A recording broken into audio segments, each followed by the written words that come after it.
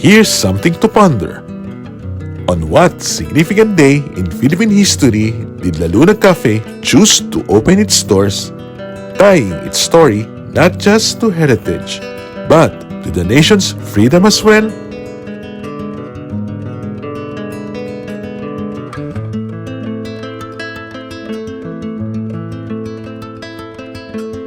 You're watching Happy Rabbit, your go-to for covering hidden heritage gems in the city, where old architecture meets modern flavor.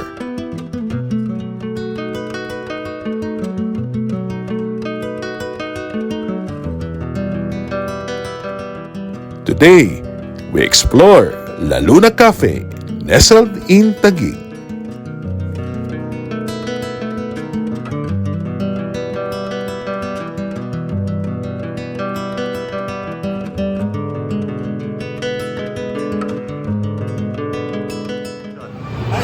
Welcome to La Luna Café.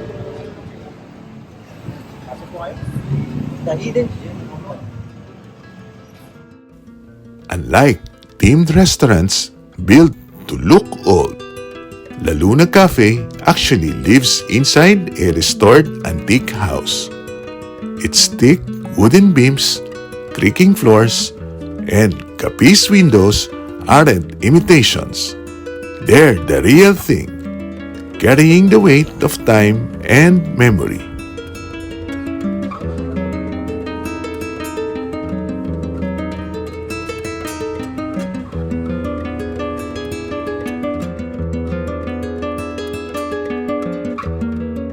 Getting here isn't exactly easy. La Luna Café is not in the BGC side of Taguig, and the narrow, chaotic, and busy single-lane road can make the trip feel stressful and exhausting.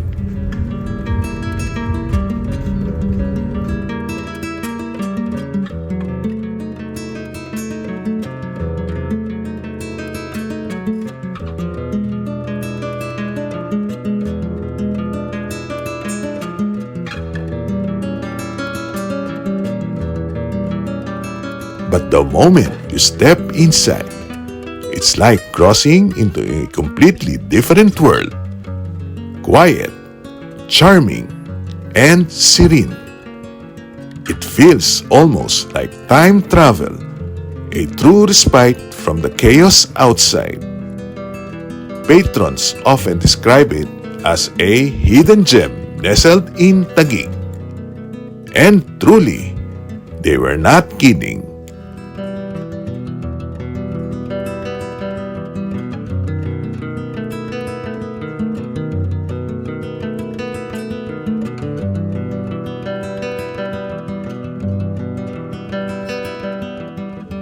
The customer service further elevates the experience. Warm, attentive, and genuinely welcoming.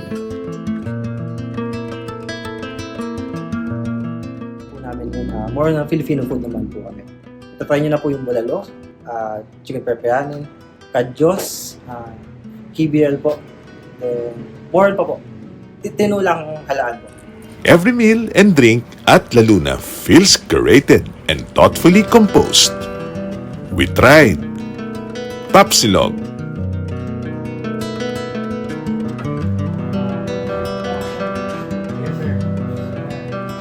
corn silog, tosilog, familiar silog breakfast elevated with flavor. Tuyo, calamansi, pasta. A creative nod to Filipino taste. Inutak, rich, creamy, utterly unforgettable. These dishes bridge tradition and innovation with grace.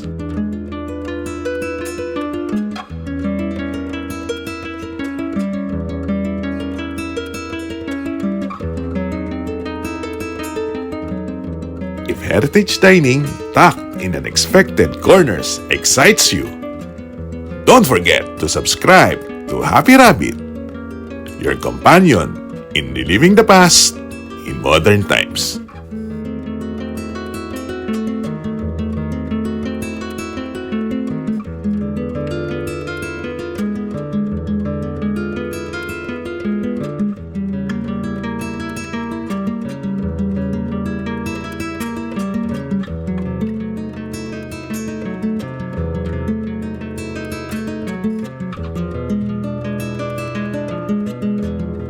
Dining here feels both nostalgic and refreshing.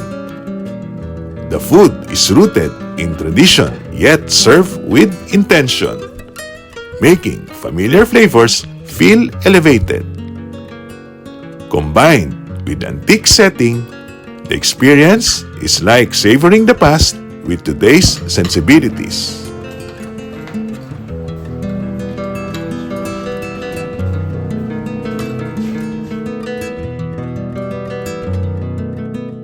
These are bestseller breads, classic ensaymada, ube ensaymada, Nutella ensaymada.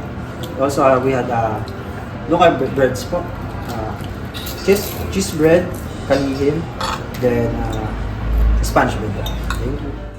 La Luna may live in an old house, but it thrives as a modern hangout.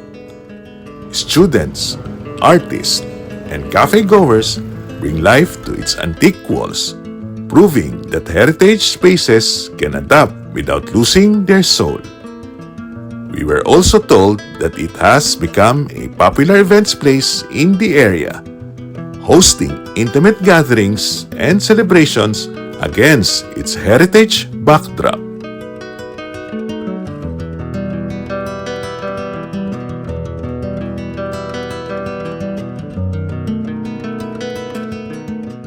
Just imagine a wedding reception here. Heritage vibes with modern charm.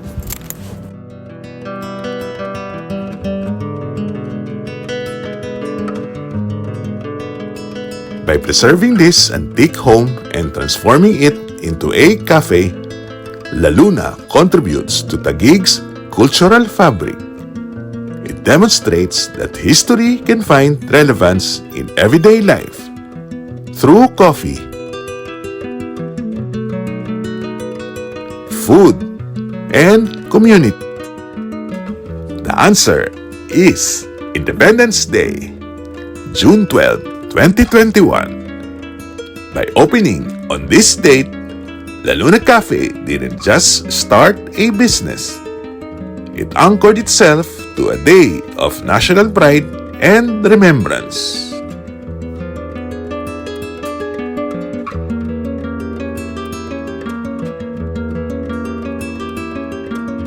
This is Happy Rabbit, blending flavor with heritage.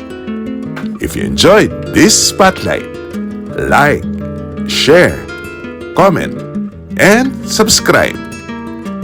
Because every cafe has a story worth tasting.